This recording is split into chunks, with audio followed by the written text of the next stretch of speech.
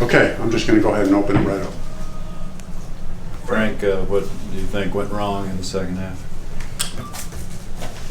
You know, Atlanta was just, they were opportunistic. They were opportunistic as a team. I saw some encouraging things on the field today in all three phases. But we did, you know, we have to own the fact that we didn't play well enough as a team. What we talked about in the locker room was we never accept losing. There's good things out there, good things by each unit, good things by individuals. But there's only one outcome in this league that's acceptable, and that's winning. And we didn't get that done today, so every player and coach has to own that. Is it even more disappointing that, you know, you give up 3 turnovers and that leads to 17 points? Yeah, disappointing that we lost. I mean, and there are multiple reasons for that. Obviously, we've got to protect the football, you know, but I would be careful to say much more than that. I mean, because, again, I got to see the film. There's multiple things that go into turnovers. It's not always what it appears on the surface. So you got to dig into the tape a little bit more. When they scored that go-ahead touchdown, did that change the offensive approach for the rest of the game? Did you maybe end up passing more than you had planned on coming into the game? A little bit, but you know, we got back, and then we got backed up. They went ahead, and I can't remember the whole sequence. And then we got the ball. We had that funky thing where we ended up on the -1 with 2 offsetting penalties with a very strange, not a strange rule. It's the rule. At least that's what they told me. So we ended up in the -1, and just felt like, you know, we were going to be aggressive coming out, being backed up, and then so yeah, you don't want to. Ideally, you don't want to throw the ball, you know, 38 times. That's not terrible, but probably want to throw it a little bit less. And Frank, you mentioned the rule in the 1-yard line situation. Was it instinctive? You thought they're going to kick it over? Yeah, I assumed it was a re-kick. You know, 2 offsetting penalties. They explained it to me. They took a long time looking it up and getting confirmation, and said doesn't come up much. It's an odd rule, or not odd, but it is what it is. Because generally, when 2 penalties happen during the course of the play, I think it was because they were both personal fouls, if I'm remembering what they said to me, that's what made it a different category. Frank Reich only had, I think, 2 deep shots. His longest completion was 14 yards. How much of that was the game plan and then the loss or missing DJ? We'll go back, you know, some of it was the game plan, you know, but some of it, you know, you're playing on the road, and but you know, some of it, just got to go back and see what was there. You know, I thought we had some opportunities to get a few chunk plays. Got to go back and look at the tape. Like I said, you know, maybe I'll feel differently when I watch the tape, but I felt like there were a lot of good things moving the football on offense, and then we just hurt ourselves a few times, and but not good enough. what is that? Has been so efficient, especially over the middle. It seems like he sees the field well.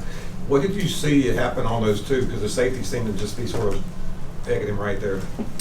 Yeah, I have to go back and look at the tape, obviously, but yeah, he's very effective over the middle, and he was today. He had a number of completions over the middle today, I think, especially early on, and then they made a couple good plays. I have to go back and look at the tape though to kind of see where things broke down. How do you evaluate just how he handled himself right down? Yeah, he handled himself great. I mean, he was in complete control, never. But, you know, even after we had turnovers, you know, he was never down. I mean, he was just next play mentality, so kind of pro that we expected.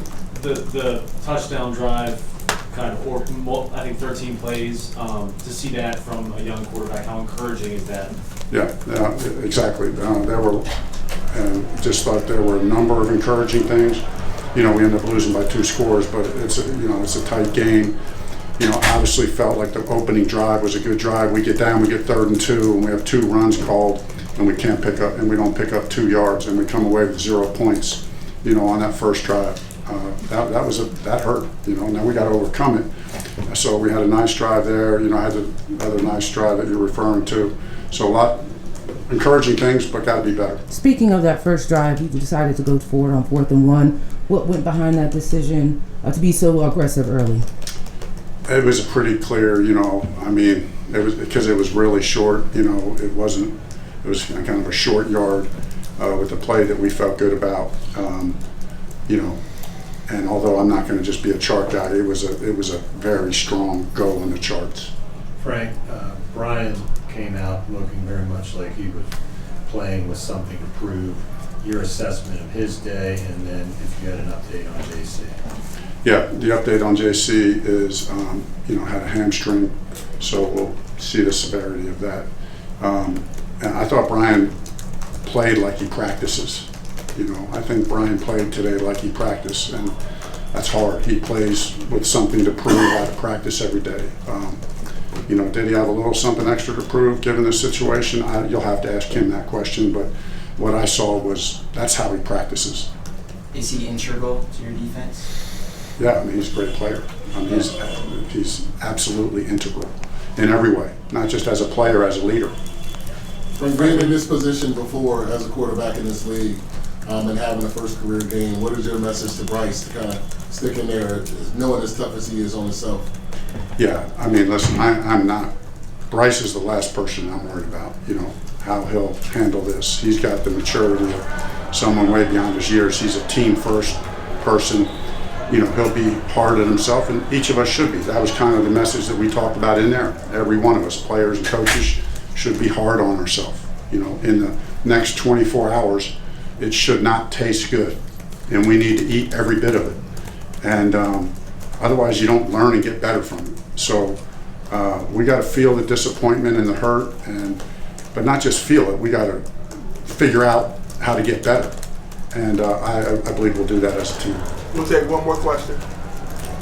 All right. Frank, I'll just say, after you were brought in, this coaching staff was brought in to develop Bryce, right? And he has a couple of turnovers and doesn't play maybe up to the standards that he was set for himself. I'm just curious how much you're looking forward to just kind of diving in with him and to start this process of building him up. Yeah, and really looking forward to it. There's not another guy in the world I'd want to work with. You know what I mean? He's got everything you want as a player, as a leader, as a person. And I thought he did a lot of good things today. I mean, he did a lot of really good things, handled himself, really well on the road in a division game. We'll evaluate it play by play, any mistakes that were made, just like we will every other player on the team. And as coaches, we evaluate ourselves. So, but looking forward to the ongoing opportunity, because it's a great opportunity to get to work with a player and a person like that. All right, thank you, Coach.